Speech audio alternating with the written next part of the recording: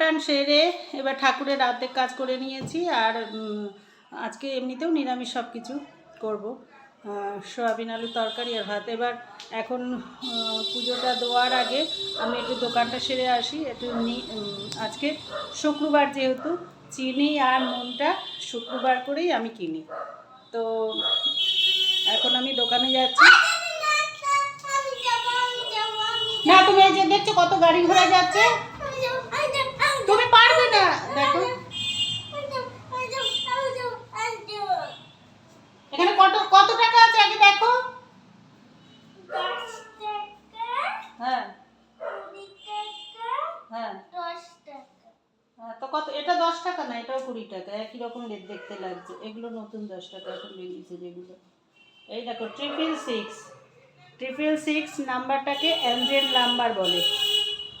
এই টাকাটা 666 নাম্বার আছে, দেখো। আমি এগুলো খুব ফলো করি। এটা এঞ্জেল নাম্বার আছে। আচ্ছা 50 টাকা আছে ওখানে, কি কি নেবে?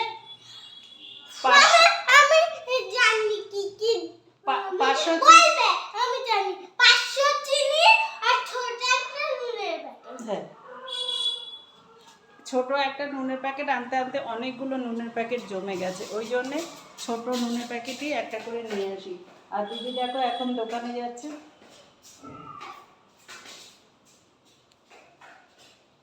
সাবধানে কিন্তু, গাড়ি দেখে তারপরে পার হবে। গেট খোলার আগে দেখে নেবে।